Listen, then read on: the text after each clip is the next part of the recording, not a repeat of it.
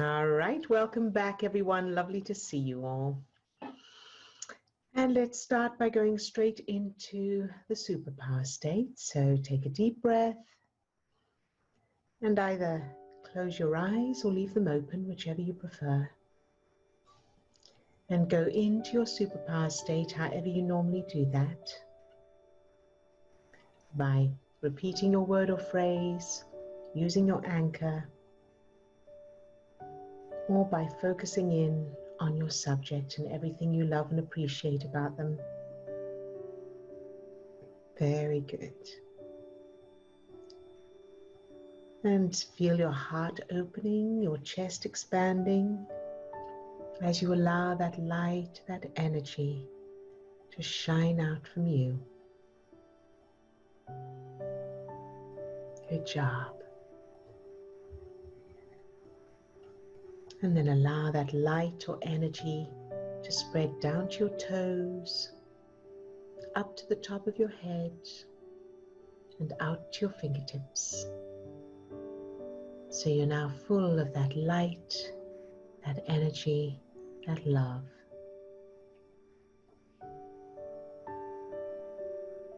Very good. And now allow that light or energy to fill each of the 50 trillion cells that make up your body. Love each little cell just for existing.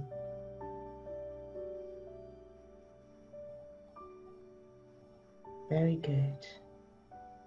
Now allow that light or energy to fill the little you, yourself as a child, any age. Love that little you just for existing.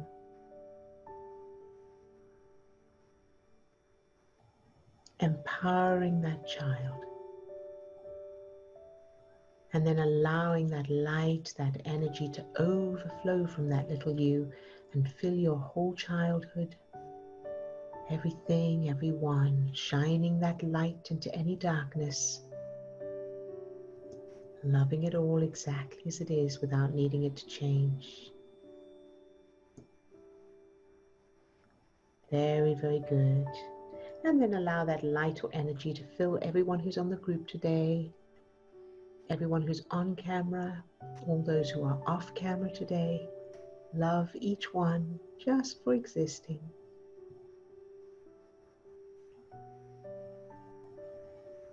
Good job.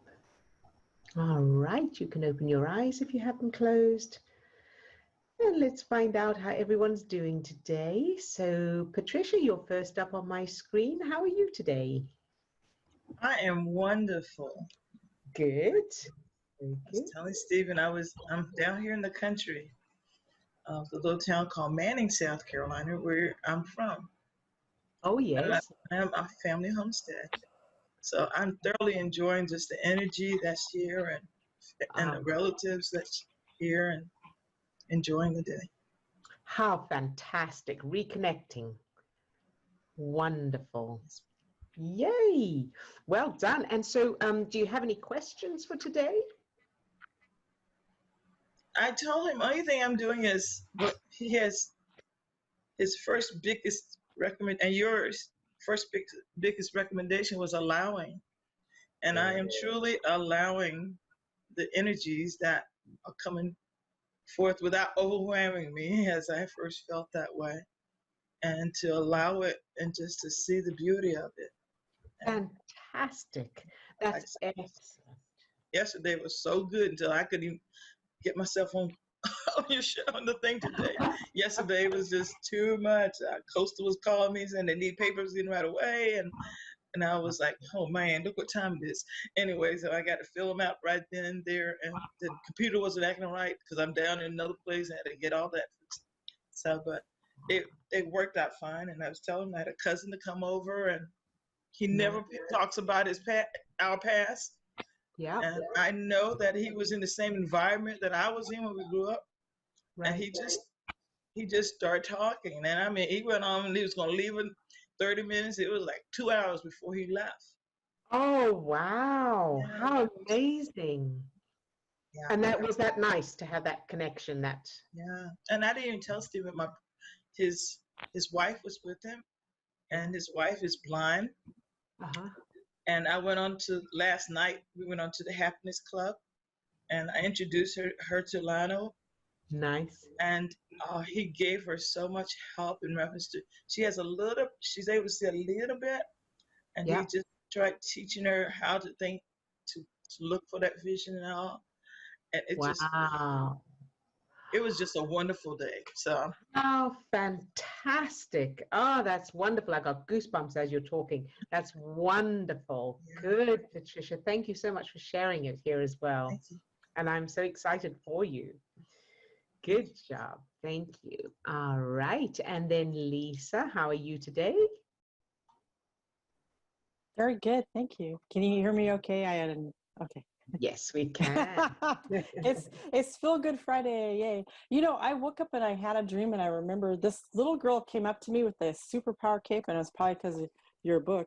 But anyway, she goes, "The power of love," and then she had hearts in her hands. I was like, "Oh my God, I'm doing this in my sleep. That's cool." Good. That's a very good sign. A very good sign. So I'm going to read from page 18. Okay. So when you feel good, you make different choices and decisions to those you make when you're feeling bad. Yes. You communicate differently, you behave differently, you relate to others differently. You respond to challenges differently when you're feeling good. You're more likely to take action towards goals and to get chores done. You're more likely to eat healthily and less likely to binge or eat junk food. That's right. You have, I'm sorry. No, you good. You have more energy when you're feeling good and are more likely to physically be active and exercise. The feel-good chemicals boost your immune system. You're also more aware and notice more opportunities and are more willing to make the most of them. And when you're feeling good, you come across to others as more confident and competent when you're feeling good. So it radiates. Anyway, I thought I'd read that because it was really good. Thank you, Lisa. Thank you for sharing that. Yes, and that's when I wrote that, that was actually before I knew what I know now about the brain. So I had written that just on logic, because that makes sense. When you feel good, you're going to be more, more motivated, more inspired, and all of that. But now that I've looked into the neuroscience and learned a little bit more, it's physiologic. What the physiology of it is that the stress chemicals that cause those negative emotions, of course, cause blood to drain from the prefrontal cortex of the brain, so you can't use your cognitive thinking. And when you're feeling good, that's the stress chemicals coming down, feel good chemicals coming up, allowing blood to return to that part of your brain again. So it is perfectly, as it happens, there is very clear physiology behind it. So thank you for sharing that. That's great. And it's such a simple thing, but it's counterintuitive. And that's why, number one, people don't know, of course, but even once we know, it is counterintuitive when we're dealing with challenges to focus on doing whatever it takes to feel good, because it feels like, but there's this going on. We need to keep our focus on this terrible stuff. But it's the same as not, sawing down the tree with a blunt saw instead of stopping, sharpening the saw, then coming back. And the same with, asking for directions. That's quite I remember I used to hate to stop to ask for directions. Apparently that's quite a male trait, but I used to just wander around. Now I'll find it, because I didn't want to take the time out. And of course, taking that time out to get into the right state makes everything much faster. And one of the analogies I've used that I think actually is an even more accurate analogy, or a stronger analogy, is trying to drive with the handbrake on. So whenever you're in a negative emotion, the blood has drained from your prefrontal cortex to the back of your brain for survival. So this part of your brain, your cognitive thinking is literally just not working. You can't use that part of your brain. There's no blood in it, very little blood. And that is like having the handbrake on. And then if you try and do stuff, that's when feelings of overwhelm, that's when you make mistakes, and that because you don't have that part, or that's when you think you can't do things. That's when you're going, oh, I can't speak to people, or I can't write, or I'm not creative, or I'm not organized, all of those kind of things.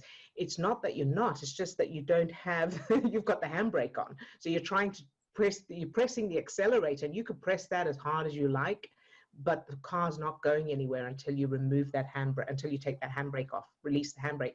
And in the same way, you're not going to achieve anything until you get into a feel-good state, which means you've brought that part of your brain back online so you can use it to do stuff. So very, very long response, but thank you, Lisa, because I know that even though I've said a lot of the stuff before, sometimes we need to hear things on different levels at different times to get it in different ways. So that's why I take the opportunity to kind of reiterate and say things in slightly different ways. So thank you, Lisa, for that. Sure, thank you. Was there anything else you wanted to say? Oh. So I went on a tangent. That's okay. That's okay. Well, one thing that helps me is like I smile as often as I can, even if it may be crappy or something. Or when somebody gives you the finger when you're driving, like you're saying, the handbrake, you're going, yeah. That's it. And again, there's physiology behind that, because the muscles that are used here at the corners of your mouth, when those muscles contract, when the corners of your mouth get pulled up, your brain releases endorphins, which are the feel-good chemicals. So it's physiological. So even if it's a false smile, it's the action of the corners of your mouth going up that start to release those endorphins. Now, it's not a huge hit of endorphins, but it begins. And it's so lovely that you say this, because I used to, around the time I wrote that book, and actually before it, I used to sit in front of my computer feeling stressed, frightened, worried, all of those negative emotions like this. And I would sit there like this, even though I was feeling scared, because I knew that at least it would start the process. And some people put a pencil in their mouths as well to just bring those corners up. That's beautiful. So thank you very much again for sharing that, because that's also a great tip. So whatever's going on, it feels weird to do it at first, and it probably looks a little strange. If somebody knows that you're worried, or they say something that angers you and you go, it can be scary, but it is effective. It works. So thank you, Lisa. Thank you. Good job, you. Very good. And Swasti. Hi, Swasti. How are you doing? Hello. I'm good, thank you. I just wanted to say something quickly. So before I have to talk in this, I get really anxious. So I just did the allowing technique, and it was like when I focus on it, it's like your heart's literally coming out of your chest. It's so strong. Then just keep focusing on it, and then it just goes away. And then talk properly, because prefrontal cortex is online. It's really, the technique's really good. Oh, good. I'm so glad to hear that. And thank you for sharing that. And because I know that, it'll be this, other people will have a similar thing. And it's one of the reasons I think that some people, of course, don't come onto camera, because they feel that fear and that. So it is a natural human thing as well. But what a great example of the allowing. Mm-hmm. And the allowing technique. And then let's also look at any reference there. So that feeling of you're going to be talking, and so that that heart rate increase, and that feeling like your heart's going to jump out of your chest. Mm-hmm. When you think about talking, any thoughts or anything that come through your mind together with that sensation?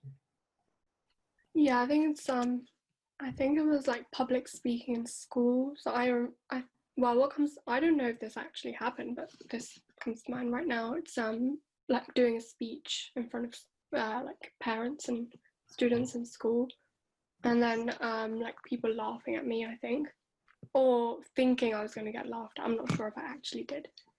Okay. So I Yes, think that makes sense.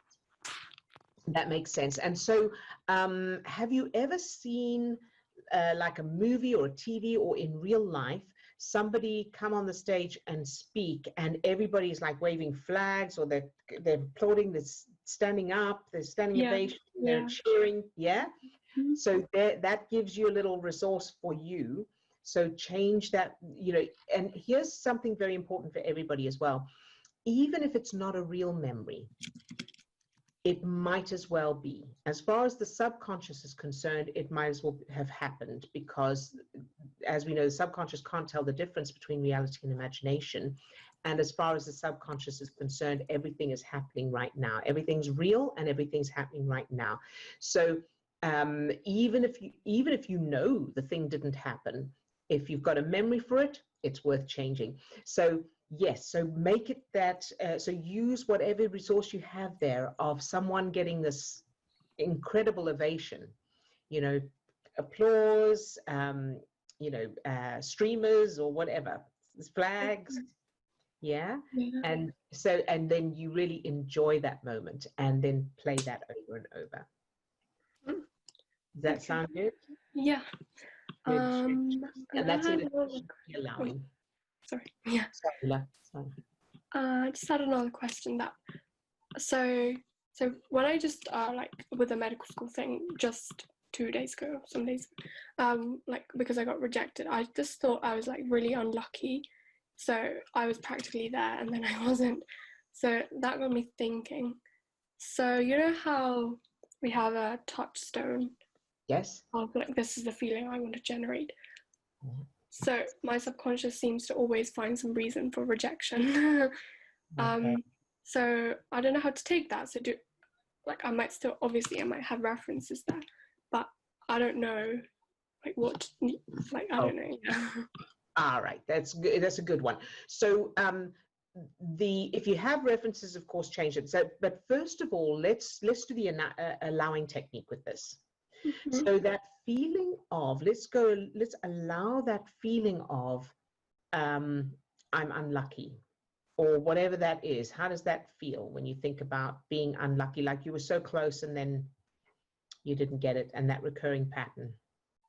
Yeah, it's like it almost feels like I'll never get there. Good. And that's not the state I want to be in. All right, so let's say you'll never get there. Let's say that's true. You'll never get there. So feel the feeling of I'll never get there. And how does that feel? What emotions are there? What sensation? Yeah, it just feels a bit frustrating. And I feel this like tingling. Okay. There's like heaviness mixed with tingling in my ankles. There you go. Very good. Okay, so now just let go and allow that heaviness, that tingling in your ankles. Just allow it to be there, because it's just sensations. It doesn't mean anything. It's just notice the sensations. You got it? Mm-hmm. Good. Very good. And what happens as you just allow it? It's okay to feel this. Yeah, it goes away. Goes away. Okay, good. Very good. So now let's look at the unluckiness, right? What's your earliest memory of finding, of realizing that you're unlucky, or that this happens where you get so close and then? Yeah, so Or that yeah. So just like when I was, I think 16, 17, I always noticed that. So whenever we did something in like sports, so let's say somebody had to throw like a really heavy ball. So usually the average would be a meter, 2 meters or something. And I would always get it way below average. I'd always throw it like a third of a meter or something pathetic. And then I'd always have to sit on the side. I'm like, you can't do this. This is too risky for you. Or you can't do it. Right. But that's not under 10 or under 7. That's not okay. very young. That's okay. So let's look at that because there will be earlier references, you're right, but we'll work with what we have until it leads to something earlier. All right. So that, did you really want to be good at the sport or at the activity of throwing the ball and that, or was it just like you weren't that interested? No, I didn't do it on purpose. Like No. I wanted to blend in with everybody. I didn't want to be like sticking out like a sore thumb. Okay, very good. So you were wanting to, so your motivation really was to do it the same as everyone else, so that you were part of Blending in, yeah. Perfect. So now let's go earlier. When you first started school in England, what was that like? Yeah, I don't think I blended in. Yeah. Okay. Yeah. So I didn't know how to speak English. So. You didn't know how to speak English, right? And so that how old were you when you started in England? My mum says 7.5, but I think I was 8. So 7.5, 8 o'clock, 8 o'clock, 7.5, 8 years old, approximately there. All right. So do you have a memory of that can represent that beginning bit? Yeah, it's just walking into the classroom and like everybody staring at me. There it is. Very, very good. And what was that experience like? What do you remember from the feelings of that? Walking into the class, because for some people, walking into the class, everybody staring at them is nice. So how did it feel for you? Well, I just felt very scared and alone. Because then my parents were there at the time, so they were showing me around the school. And they showed me, this is going to be your classroom, and these are your peers. And then I thought, but I don't know how to speak English. I don't know how to make friends and communicate with them. That's right. Yes. So that's perfect. Well done. That'll do it. And that experience will be informing a lot of other stuff, even some of the stuff you already addressed. That experience of being put in a situation where you are going to be required to do certain things, achieve certain things, and you don't have what you need in order to be able to do that, and you don't have what you need to be able to fit in. So starting a new school is difficult enough for most children, right? So making friends, and again, it's because we have this driver to fit in with our peers for survival. Yeah. This is not about wanting to be liked. This is about, I'm going to die if I'm rejected from the tribe. So that's why it's so, it has such a powerful impact. So it's difficult enough for most kids anyway. And then when you put language barrier into it, that just, of course, amps up that challenge and that experience. So this is fantastic. So what you want to do is, of course, you arrive speaking perfect English right from the very beginning. In fact, you were born being able to speak. You were born bilingual or multilingual. Yeah. Right. Another thing that comes to mind now is because I couldn't speak English, I had to, this teacher would come into the class and help me. So she would take me away and then help me. So again, I wasn't fitting in. And that's also one of them. And I have to say that my son spent his early years in Holland and only spoke Dutch. And then at 7 years old, 7.5 years old, same age, came to England for the first time, started school, had the person have to come into the classroom with him and all of that. So I know that process quite well. So, okay, good. So now, so we want to change it. So the end result we want is that, number one, you turn up speaking perfect English, but you still speak the other language or languages as well. So you're multilingual. In fact, add a few more languages. Why not? So you can speak lots of languages. And when you walk in, the reason they're all staring at you is because you're drop dead gorgeous. You're so cute, so lovely, and so everybody's staring at you, and you just have this presence as you walk in, and all the kids want to be your friend. Everybody's going, I want to sit next to the new girl. No, you sat next to her yesterday. I want to sit next to Swasti today. So create memories like that. with your parents, so your parents are showing you around. With the person who came in to help you, so they came and took you out, but they came and took you out because you were gifted. And so you needed more challenging lesson.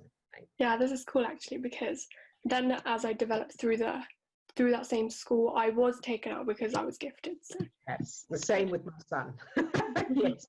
So maybe it's something to do with the language thing, but yeah, absolutely. So there you go. So you've got that reference already. You can apply it to these early years. Okay. Does that sound good? Yeah, definitely. Good. Very good. And then create, add new memories in, really embellish it, make it so that it feels fantastic, so that you aren't trying to fit in with other people. They're trying to fit in with you. Mm-hmm. They're trying to impress you. And so, and fit in with you. Sound good? Yeah, something, so as you said, because you walk in and they look at you because you're gorgeous.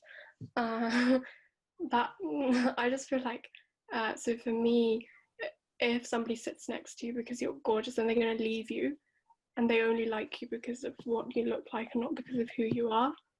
Okay, so that's okay. So you can still be gorgeous, but also you have that presence, remember. So you walk in with a smile, and because you're kind and compassionate, and people feel a connection with you. That's what that is. So the first reaction is, of course, the looks, because that's what we see first. But then you smile at them. You go, hi, and they're like, hi. So or it could be that they've seen you before. They've seen you on television, something like that. You could be famous. So whatever feels the most exciting and the most fun for you. Oh yeah, that does seem cool. Okay. All right. Very, very good. Thank you. So you're okay to move forward with that? Yes, I am. Welcome. Good job. And for everybody else who's listening, you can add in a pet. So, depending on what would feel good to you, everybody wants to sit next to you because you've got the kitten or the puppy or whatever, So because kids, yes, we all want to be loved for who we are, of course. But in addition to that, it's instinctive for children to want to have something that everybody else wants. And again, it's about survival. It's a signal to the brain, I am valuable and I'm not going to be in danger as long as as long as I have value. Okay. Sound good? Yeah, definitely. Very good, Swasti, and thank you for sharing that, sweetheart. It's going to help others as well. Good job. Let me just double check. So what was the original issue here? Oh, the heaviness? Yeah. So it was just like constantly being rejected, and you think you'll always never get it. It's the pattern. Yeah. That's right. Okay, so I thought there was something I needed to double check. So you're going to change that memory, and now just think about that pattern, that being rejected by by that university or whatever that was, being turned down. How do you feel now when you think about that? Yeah, it feels like I'm in control. It's okay. All right, good. I wanted to just double check that was the connection there. Good job. Thank you, Swasti. Thank you. Good job, sweetheart. And Katrina. Hi, Katrina. Hi, Odille. Hey. Yeah, I'm waiting for my drum roll. Oh. Yeah, Steve said, drum roll, Katrina's coming on. Oh. Okay. Special effects on I don't have a drum handy. I'll add that in the edits. Oh, right. Yes. Well, I just want to report on the, the tapping sensation that I had? Yes. On your side of your head, yeah. Yeah, so it continued on, even though I'd done all the emotional work, it still wouldn't give up. Okay. And carried on till 1 o'clock today. And so I rang the chiropractor, and they said it was a trapped nerve. Okay. In the, what part of the neck? Cervix or something? So once I took painkillers and got the neck massaged, it released Good. the pain. So the physical body is very different to the emotional body. It wouldn't matter how much I loved it, that pain wouldn't release. Is that correct? If it's a trapped nerve. Yes. So the answer to that is going to depend on the person and the actual condition at the time and all of that. So, sorting out the emotional stuff is definitely not a replacement for the physical. That's, we are working with the physical body, and so if you cut yourself, you have a bad cut, no amount of loving it is going to make it magically heal. You'll need to do whatever you normally do with it, or you break your arm or something. So absolutely, always go with the medical route as well. Now, where the emotional stuff does come in is the emotional, sorting out the emotional side of it. In other words, bringing down the stress chemicals and producing the feel-good chemicals will help to make the symptoms less dramatic. It will help to speed up the process of healing. And for example, bring down blood pressure. So just on one very small example is that oxytocin, which is the kindness hormone or the love hormone. It's one of the hormones that are produced when we think of someone we love, or think of something we love, or we feel kindness or compassion. The effect of that hormone in the blood vessels is that it interacts with the sort of tiles on the inside of the blood vessels, which produces a substance that causes the blood vessels to dilate. So whenever you're feeling kindness, compassion, and love, your blood vessels are dilating and your blood pressure is coming down. So, which of course can help a lot when you're dealing with physical symptoms. So that's just one little example. In addition to that, anything to do with organs, when you're when you're feeling any negative motion, the blood is being redirected from your organs to your extremities. So when you're feeling good, when you bring down those stress chemicals, increase the feel-good chemicals, blood returns to the organs. So then they're getting the blood flow, the nutrition they need, the oxygen they need, and all of that. So it works together, but it's not a replacement for. Yeah. Because I've written here, now I am back fully charged and ready for the weekend and full of good feelings for me and everyone else. Very good. Yay. Well done, Katrina. Good job. Excellent.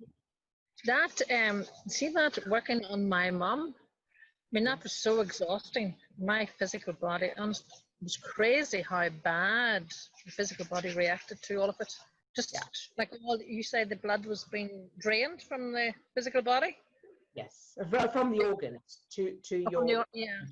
Yeah. You're running away or fighting is the idea, that fight, flight, flight thing. Yeah, that makes sense. And well done for prioritizing recovering from it and for contacting the chiropractor, of course. Because that's the other thing, that's the other way the emotional thing works with the physical, is that when we're, as we know, when we're feeling a negative emotion, blood drains from the prefrontal cortex where we do our cognitive thinking, which means we're not thinking strategically, we're not thinking clearly, we don't think of the solutions. Whereas when you bring those stress chemicals down and start to produce feel-good chemicals, blood returns to the prefrontal cortex, which makes you then go, oh, I need to I need to contact a chiropractor, or I remember now, I need to take this or do that or whatever, because then you're in a strategy mode as opposed to feeling stressed and in survival state. Yeah. Yes, when it wasn't going so well, it is very easy actually to give up. I thought, I'm not going through this hell again. It's not worth it. But I'm so glad. I'm so glad too. Yeah. Good for you. And that is the way to see that is similar to developing any skill or getting physically fit. There comes a time always where you have to push through something. When you want to level up your fitness, there's going to come a time where I can't do it, or it's too hard, or I don't feel like it. And then you need to push through that to be able to level up to the next level. The same with a skill. When you're learning an instrument or any kind of skill, there comes time where it gets like, oh, I can't do this. I clearly can't do this, and you want to give up. And it's when you push through, and that's why most people don't do these things. But when you push through it, when you don't buy into that and you go, this is just part of the process. It's part of the process. And if I can't do it right now, I'll take a break. I'll come back tomorrow or later. I'll do something fun, something nice, something that feels good. And then I'll come back later and I will pick it up from here. And that's then how you move forward and level up without having to struggle or fight or, So well done, you. I'm very, very proud of you for continuing. Okay, good. What was it going to say? In one sentence, can you, going back to my eyes, remember you told me to put them into my, the judge and criticizing eyes, and that's grand. I don't do that anymore. But just, what is the word? I'm really disappointed in my eyes. I just can't believe that doing all this work, my eyes should be getting better. Right. My eyes are getting worse, not worse. And I refuse to put on the glasses only when it's absolutely necessary. But I do need them. But I'm not putting them on. Okay. So now remember that when we fight something, when we're wrestling with it, we're holding it. We're holding its hand. We're keeping it in our experience. So what we want to aim for long term is that you love your eyes no matter what.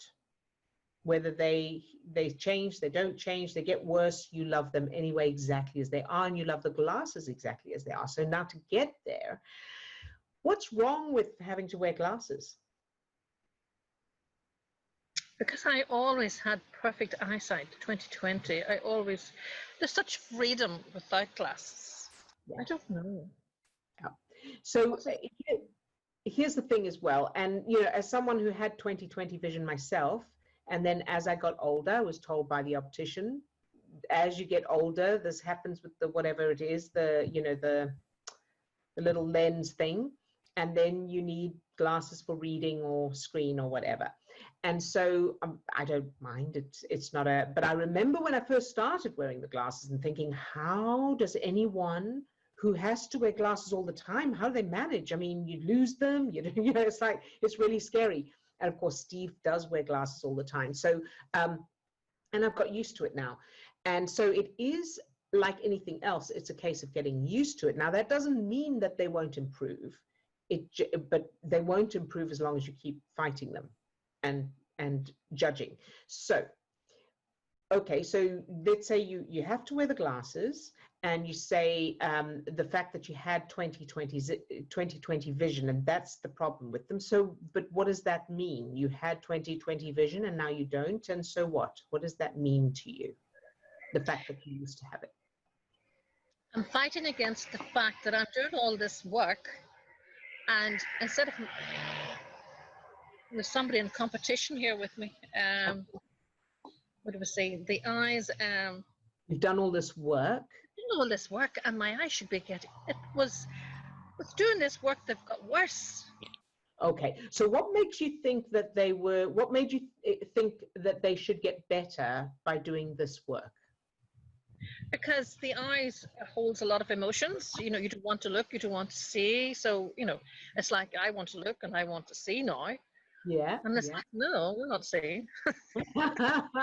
Now, also though, bear in mind that what we were just saying is that the physiological thing is also a thing on its own. So it's not that things magically change, because also we may say, well, I want my hair to grow longer, or I want longer eyelashes or whatever.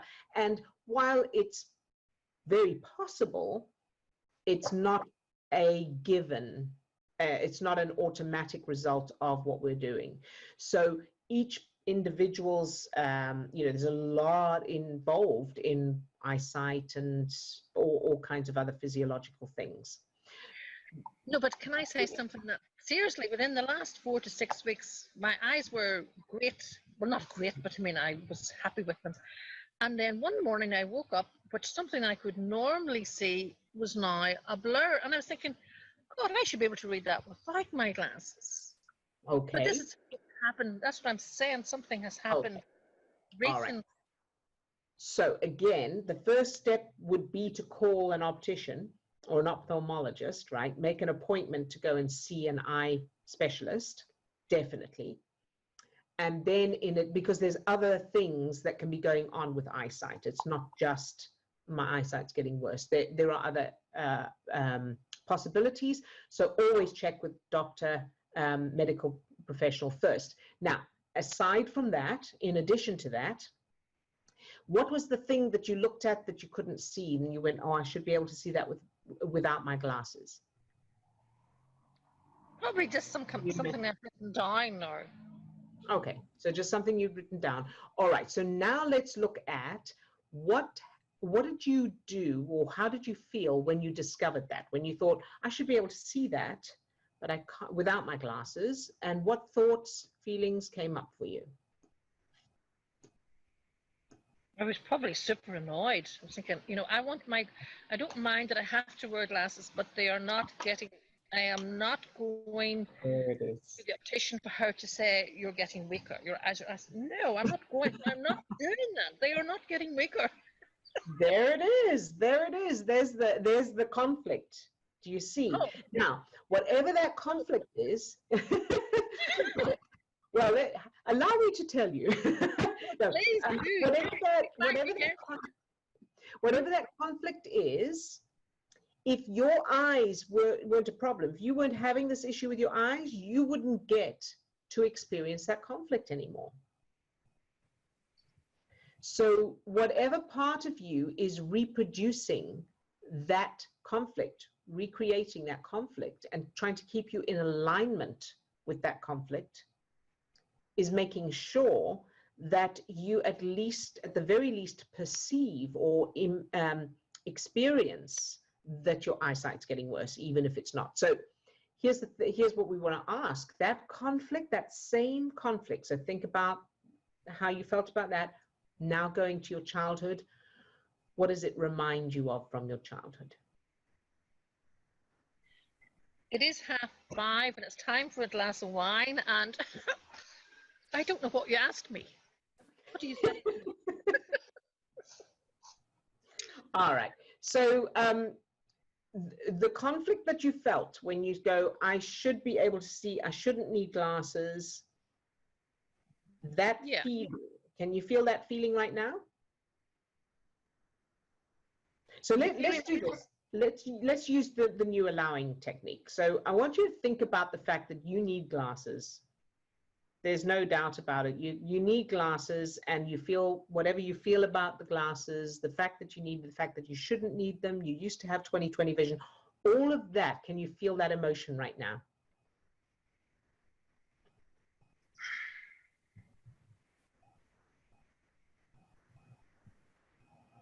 Well, I'll play with you here and say I'm annoyed and I'm disappointed with the news. I don't want to hear you. All right, good. So now notice how that feels. Notice where in your body you feel this annoyance. You don't want to hear. Notice that. You got that? How is it? Notice the sensations of it. Where in your body you feel it. What kind of feeling it is. Become curious. Can you do that? I thought of somewhere, but then I have to go way on back. Somewhere where I was annoyed when I heard something. No. Just notice it right now. How it feels right now in this moment, how it feels. So don't worry about the past right now. It's sort of here. Good. Yeah. Good, Katrina. Very, very good. You're doing very well. So that feeling right here, whatever that is, now let's just allow it. Just let it be there. It's okay to feel that feeling just as it is. It's got no meaning. We're not going to try and stop it or change it. Just allow it to be there. Can you do that? Yes. Good. Well done. Very good. Now, as you do that, as you just allow that feeling to be there with no judgment, no expectations or anything, what happens? Does it stay the same or does it change some way? What's been said to me is keep Odille happy here and hurry up, Katrina. Let me say this. We are going to sit here until we fix things. Well, that takes me back to a memory that I had to sit at the table and to eat my food, and I wasn't allowed to leave you sit here. Yep. The whole hour lunch break, you had to sit in front of the food until it was it.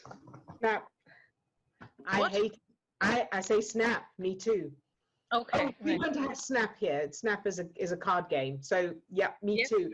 I hated eating as a child, and I was always the last one sitting at the table, chewing and chewing and chewing and unable to swallow. So I know that feeling. Okay, very good. So there's another one to change, right? You're going to change that so that everybody, and I would do a stepping stone right there where you have a bite and you don't want it and you push it away. And your parents go, oh, you don't want, that's okay. What would you like instead? And maybe you say you want something and they give it to you. And then maybe another memory where you say, I don't want anything. I'm not, or whatever. I don't want anything. And they go, okay, you must never feel you have to eat something that you don't want to eat. Because that's a huge. This was a girl at the table at the boarding school. Yeah.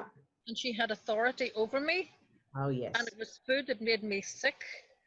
And she knew that I detested the food. She wouldn't allow me to. Other people loved the food, but I had to sit and force the food down. Yeah. Right. So then make sure you change that, because that, again, that's going to be informing a lot of other stuff. That's not just about food. There's a lot of stuff going on there. So do a stepping stone memory where you go, I don't like it. I don't want it. You push it away and she goes, oh, okay, don't worry about it. Do you want something else instead? Okay. All right. Mm-hmm. And you get whatever you want. And then the final memory, so that's stepping stone 3 times. Final memory is you always get served fabulous food that you love. And you eat what you want and you push away what you don't want. And you're in control of what you put into your body.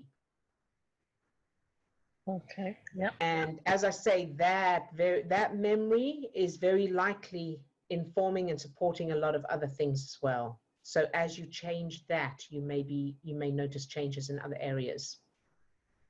All right, so that's that.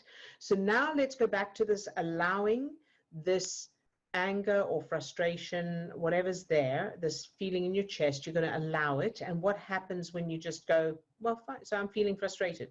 Meh.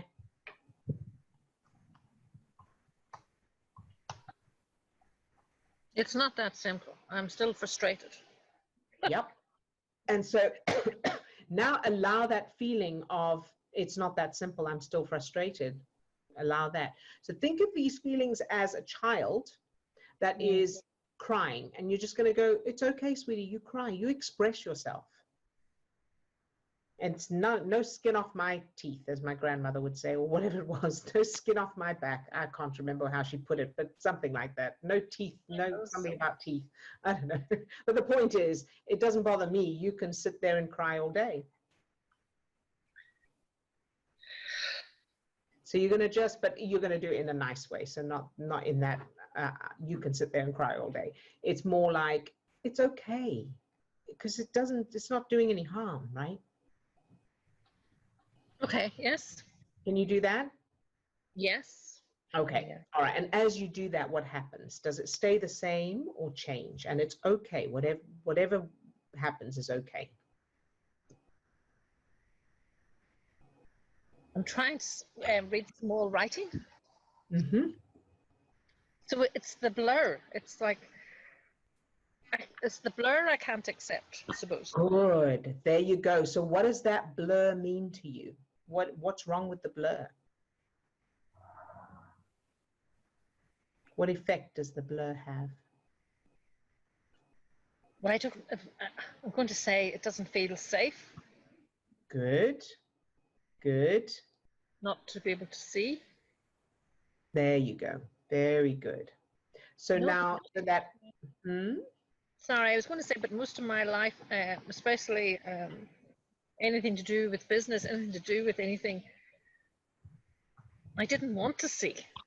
Mm-hmm. So here I'm saying... Okay, so I see something now.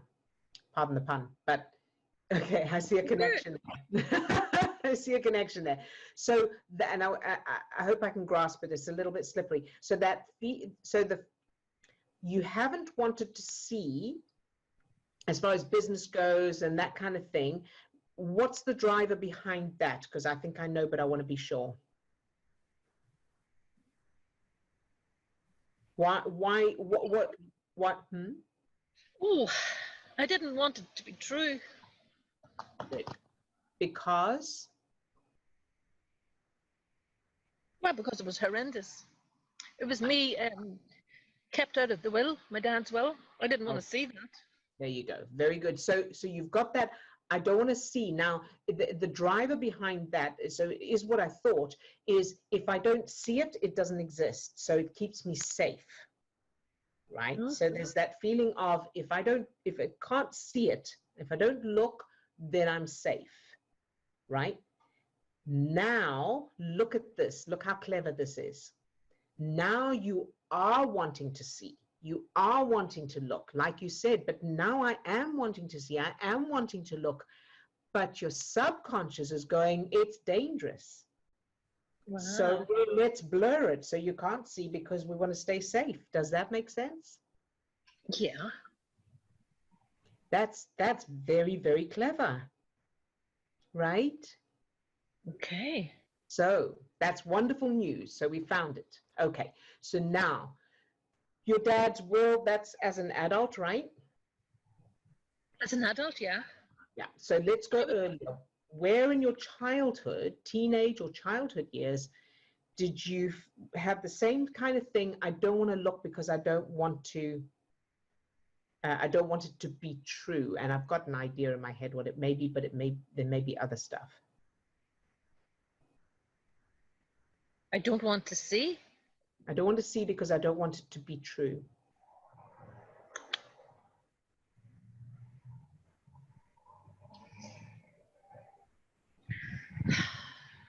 Well, I don't know. Is it Charmaine again? I'm thinking that would be where I would go. So you come home, your mum tells you Charmaine has been sold. What did you do?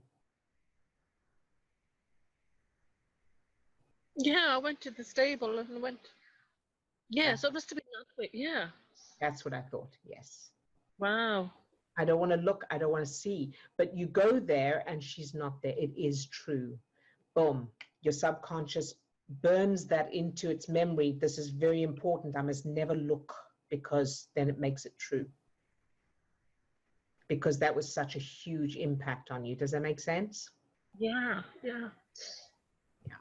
So now what we want to do, so we want to go and change that.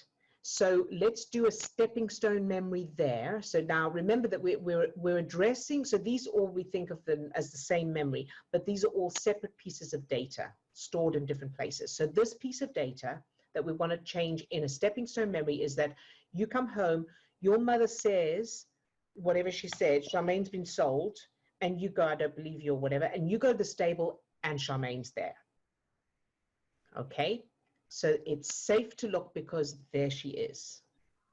Okay, yeah, brilliant. Okay? Good job, Katrina.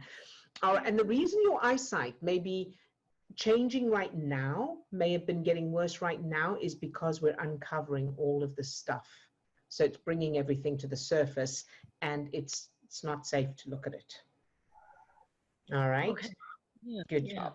So now you go to the stable, there's Charmaine. Oh, phew, you see, I told you she was here. And your mother says whatever, like, oh, but I thought she was so, oh, that's a relief. I'm so glad. I was so worried, or whatever, right? The main thing is that moment of walking to the stable, or walking into the stable and seeing her there. So that's a stepping stone. Then the final memory is just that you're just walking into the state that there was never anything about her being sold. So you're just walking and she's there.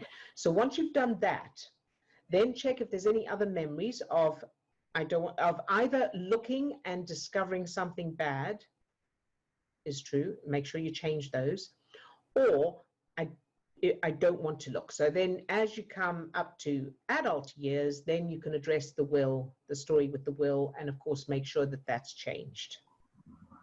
But change those childhood memories first, because if you try and change the thing with the will, it's still got the roots of all of the other stuff. So you want to change those roots first, and then the will one is going to be quicker and easier to change as well, if it doesn't change automatically on its own.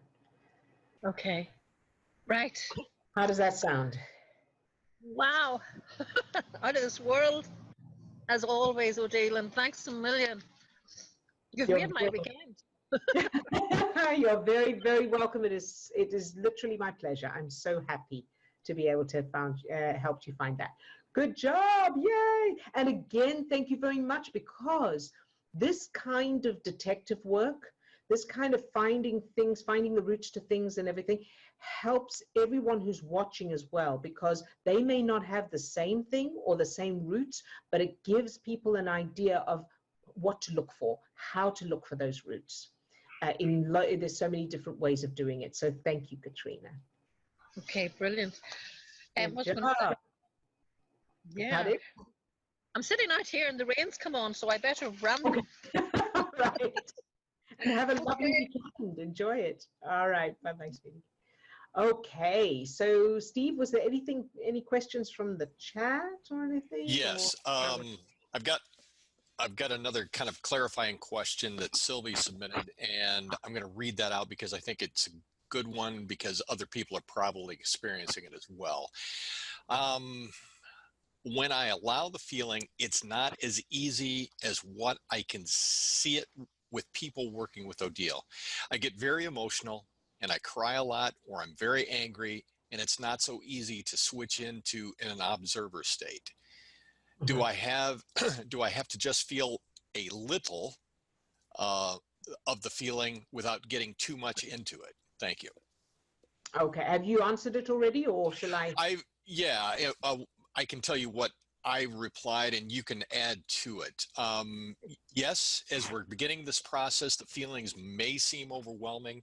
And if they do, take an additional step back. Imagine giving yourself as much space as you need to feel comfortable. It would be like standing near a bonfire. Yes. So you just need to take this, a couple of steps back so that you can still be there in the presence of the bonfire, but be comfortable with it. Great analogy, Steve. Yes, thank you. So Sylvie, is it okay if I unmute you? Oh, there you are. Hi, Sylvie. Hi. Hey, sweetheart. All right. So can you feel one of these emotions right now? Yes, and I don't want to go too much in it, because I'm going to start to cry a lot, and I don't want that. Right. Okay. All right. And that's okay. So let's do it like this. Can you remember feeling an emotion that you're not feeling right now? Any emotion, including a good emotion. Can you remember? Let's do it that way. Can you remember feeling a good emotion? Yes. When I start to practice the allowing, I really have to go back in my superpower, unless I'm totally overwhelmed. Okay, all right. So that's good that you go into your superpower state. Now, can you see going into your superpower state as stepping back? All right. So you get into your superpower state, and then imagine what it would be like to allow that feeling without feeling the feelings. Does that make sense? Yeah. If I can explain more of that, when I go into my superpower state and I try to go, as Steve mentioned that at the beginning, I'm starting to go big, to be really bigger than the problem. Yeah. and then the negative emotion, the negative feeling disappear. It's really so little that I can barely see that again. And I have the feeling that it's just I'm stepping into a denial process. I'm going very not to see the problem, and if I go closer to it, it's overwhelming again. Okay. Okay. So I know you're breaking up a little bit, so I think I got used to that, but no, it's okay. But if I've got the wrong thing, just let me know. So, but what I'm thinking of is doing that other technique of Steve's, which is imagining getting taller and taller and taller. So that you're 50 feet tall and the problem is down there. Is that what you were talking about? Yes. Yes. Great. Okay, that's what I thought. Right, so now you look at the problem down there. Now, the thing of being in denial about it, when you are cutting down a tree and you stop to sharpen the saw, you're not denying that the tree needs cutting down or that the tree is there. You're just sharpening the saw, right? And when you stop for directions, when you're driving, you can't find somewhere and you go, well, let's stop for directions, and you stop to ask someone, you're not denying that you still have to get to that place, that you still have to drive that route. You're just getting what you need in order to move forward. So the way to look at this is that separating yourself from the problem, so the problem's so small, rather than denying the problem, you're getting your prefrontal cortex online. You're getting your cognitive thinking online so that you can come back to the problem from, with what you need in order to address it. Now, when you say, like you say, you come back to the problem and then the emotions come up again, that becomes overwhelming again. What's happening there is what you're thinking about. So as you come back to the problem, what thoughts are coming up? Because bearing in mind, as we have a thought, we're triggering the chemicals, the matching chemicals. So let's say I am going to give an example. I'll give a real life example from a long time ago of mine. I can't pay my rent. Right? So let's say I use this process. So I can't pay my rent, and that's really hard to just allow it because I'm crying and this always happens and all of that. So now I pretend I'm 50 feet tall. The rent, the fact that I can't pay it, all of that is way down there. Okay, so now I feel the emotions coming down, stress chemicals coming down, I'm feeling a bit better. Now, as I start coming back to the problem that I can't pay my rent, here's what's happening. I come back to, I can't pay my rent. I start to feel the fear. I start to feel my heart rate increase. I start to feel the adrenaline. And then rather than just allowing that, I start buying into it. And I'm thinking of what's going to happen. Where am I going to get the money from? I don't know what am I going to say to the landlord? And so every thought I have is pumping more stress chemicals. Instead, what I want to do is from out there, and okay, stress chemicals are down. Now the problem is very, very small. Now I want to come very slowly and gently. I don't want to dive back into the problem. I want to take one step closer to it and notice one step closer. And as I start to feel that my heart rate increasing and that adrenaline, I go, it's okay. It's okay to feel this sensation. This doesn't mean anything. So I'm not thinking about the problem. I'm just thinking about the physical sensation of this. It's like having my elbow leaning on my chair. It's just a sensation. My heart is beating faster. That's interesting. And it's okay. I'm not going to die. It's okay right now. And so when that comes down, then slowly, slowly. So you're coming back to the problem, keeping your prefrontal cortex online. Does that make sense? Yes, it makes totally sense, because I have the feeling there's a sentence that comes again and again. You have to face the facts. Yes, that's a good one. And that's a very common one. You have to face the facts. Okay, so let's look at that because I know it applies to a lot of people. So when we, let me see. Yeah, here we go. Here's a good analogy. Wherever you are, let's say you're in a city right now and you want to drive to the beach. But the fact is that you are not at the beach. Now, if you were to only face the facts, you would never leave the city, would you? Mm. You would just sit there going, I'm in the city. I want to be at the beach, but I'm in the city. I'm in the city. What you have to do in order to move forward is your mind has to go ahead of you. Your mind has to go to the beach, even while the fact is that your body is still here.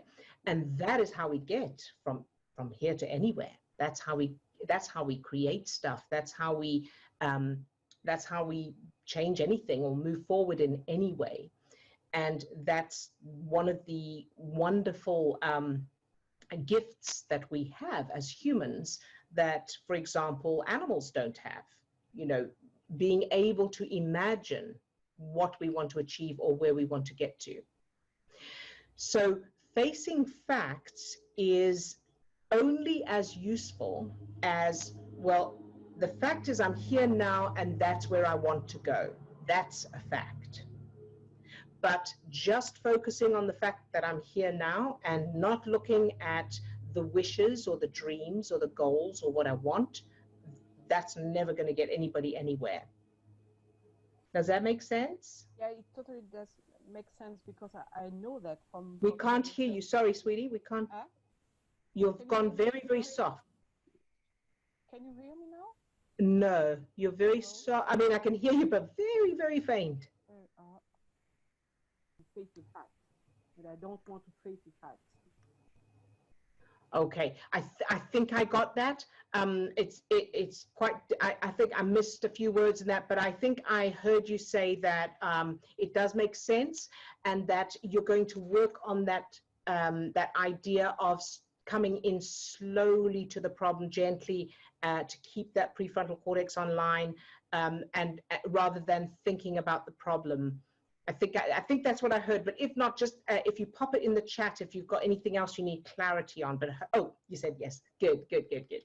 All right. Well, thank you, Sylvie, for that, because and I'm glad your sound only went right at the end there, so we were able to work through that. And I know that that will help others as well, because that's something that many people deal with, that facing the facts thing. You're very welcome, sweetheart. No problem at all. All right, so Steve, are we ready to target? Great, if you could send me the targets, please, and let's go into it. So take a deep breath and either close your eyes or leave them open, whichever you prefer. And go into your superpower state, however you normally do that. Very good. Feel that light, that energy shining out from your heart.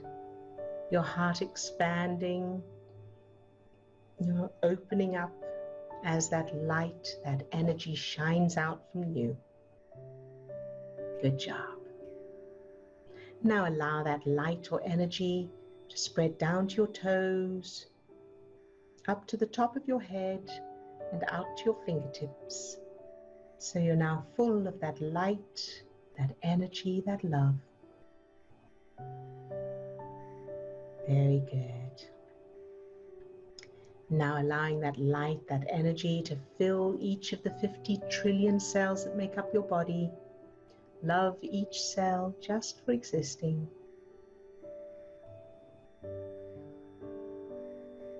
Very good. And now allowing that light, that energy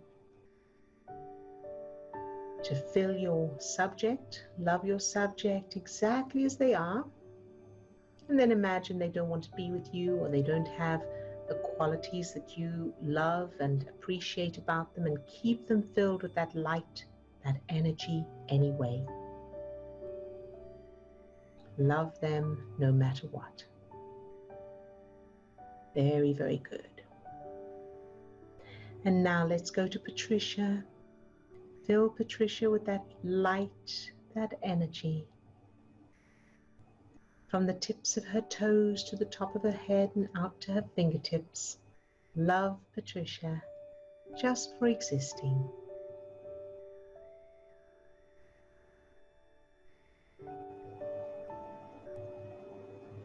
Very good. And now to Lisa. Fill Lisa from the tips of her toes to the top of her head and out to her fingertips. Love Lisa, just for existing.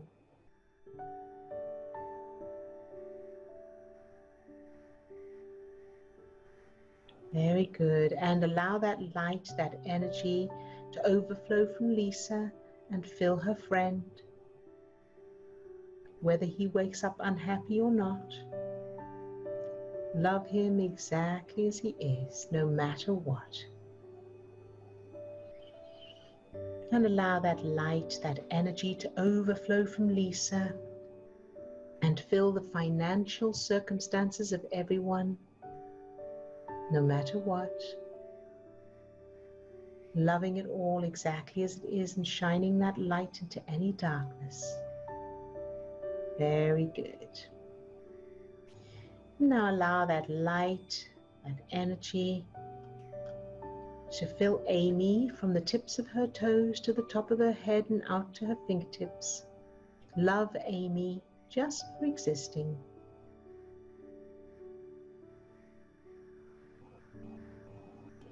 And allow that light, that energy to fill Amy's health symptoms, whatever they are, whatever they develop, whether they get better or not, however they are, love them all exactly as they are. So love the whole of Amy's body and the symptoms exactly as they are, shining that light into any darkness. Loving Amy and any symptoms exactly as they are, no matter what. And love the part of Amy that's still resisting what is and what she doesn't want. Love that exactly as it is. Very good. And now to Katrina. Fill Katrina with that same light, that energy, from the tips of her toes to the top of her head and out to her fingertips. Love Katrina, just for existing.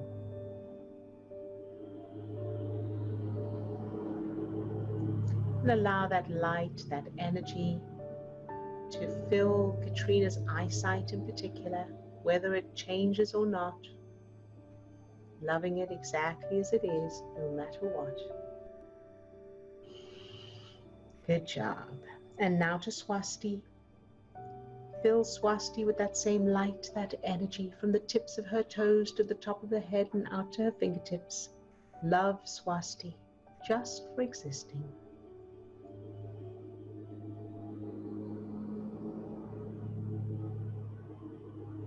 Very good. And now to Sylvie. Fill Sylvie with that same light, that energy, from the tips of her toes to the top of her head and out to her fingertips. Love Sylvie, just for existing.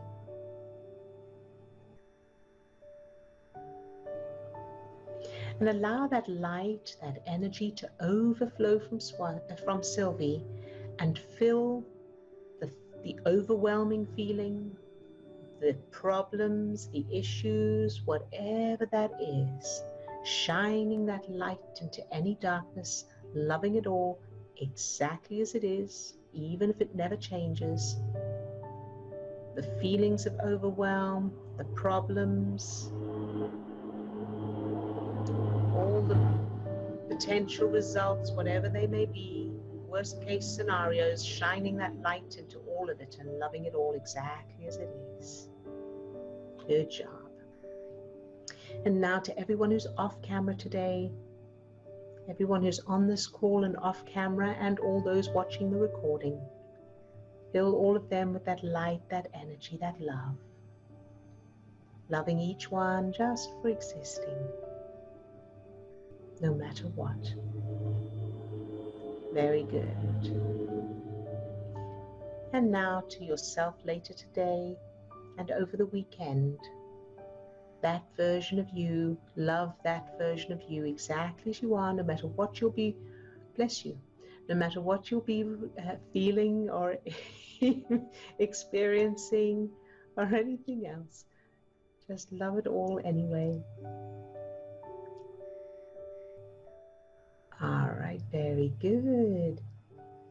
Good job, and you can open your eyes. It's okay, Patricia. You were muted, sweetheart. I just saw you. I saw you sneeze. It's not, no, it's fine. You didn't interrupt anything. I like to say bless you when I see someone sneeze. All right, you're very welcome, and have a wonderful weekend, everyone. And of course, keep practicing. We will see you back on Monday, same time, same place. I'll send the link out in an email to everyone once I've created the new event. And that email will also let you know once today's recording is up. All right, lots of love to all of you. So lovely to see you all. Bye-bye now. Have a good weekend.